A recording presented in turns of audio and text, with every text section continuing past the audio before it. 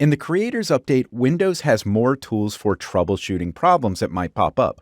Some of those tools are part of a redesign to Windows Defender. Windows Defender is a tool that you would use in previous versions of Windows just to scan for viruses.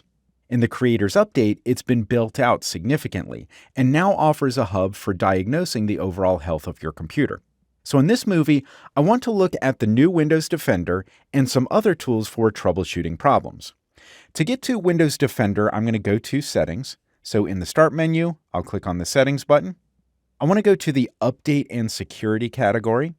And then there's a section here for Windows Defender, and I'll click on that. In previous versions of Windows, you would have had a few options for Windows Defender here that you could turn on or off, as well as a button to launch the Windows Defender application. Now, we only have that one button. So I'm going to click on that. Windows Defender opens up. This is a separate application, and we can start looking around here. If you've used Windows Defender in the past, you'll notice that the interface looks pretty different now. There are now several sections that we can explore. I could click on these buttons here on this home page, but there's also this sidebar on the left which we could use to jump through these different categories. So first, if your main focus is protection from viruses, those functions are definitely still here. You can click on this Virus and Threat Protection option. And here we have a place where you can do an active scan for viruses and malware. So if you think you might have a situation where there's a virus on your computer, you could do the quick scan. If that doesn't turn anything up and you have a little bit of time to work with, you could do the advanced scan. That does a more detailed scan, but like I said, it takes more time. Then there's this option for Virus and Threat Protection settings. These are settings for actively monitoring to protect you from downloading or installing anything with a security threat. And these options are all turned on and functioning by default. So you generally don't need to make any changes here. They're here to monitor your system and let you know if there is a risk of virus infection or other security threats. In fact, if you turn off real-time protection, the computer will automatically turn it back on after a few moments.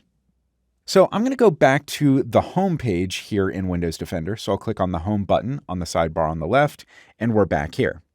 In addition to the virus protection features, there are other tools for monitoring the overall health and performance of your computer. First, think about why you might need this.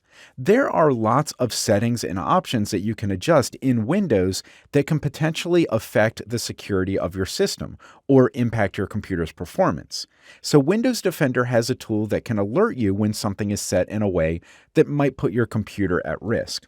So for example, if there was an issue with your network connection that could expose you to a security threat, this Firewall and Network Protection category would give you some information. Now, right now, I have a green check mark because everything looks good. But if I did not see that green check, I could click on this category and get more information about anything I might need to address. Now, there's really nothing for me to do here because I don't have any problems right now, so I'm just going to go back to the home page by clicking on that home button. So it might be a good idea to take a look at Windows Defender after running your big updates, and maybe make a point to check on it periodically. If you have any issues with your computer's performance, this would be a good starting point for troubleshooting. So in addition to virus scanning, you also have some troubleshooting tools. But for the most part, these tools are focused on troubleshooting network and security issues. There are even more troubleshooting features in the Creators Update that you might want to take a look at. So I'm going to close Windows Defender. And I'm still here in Settings. I'm still in the Update and Security category, but there is a section here labeled Troubleshoot. I want to click on that. So here we just have several categories of problems that could pop up in Windows. If you are experiencing problems with your printer or audio playback or a Bluetooth device or any of these other topics, you can come here and get some help. So let's say I'm having a problem playing audio. I would click on this button here labeled Playing Audio. And then I would hit this button that says Run the Troubleshooter. And it would walk me through some steps and it would ask me some questions and try to help me figure out what the problem is.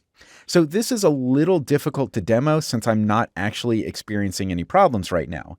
And any specific problem that we troubleshoot here will not necessarily help with your problem. The point is, you should give this process a try as a first step if you're having some issues with your computer. It may give you the help that you need.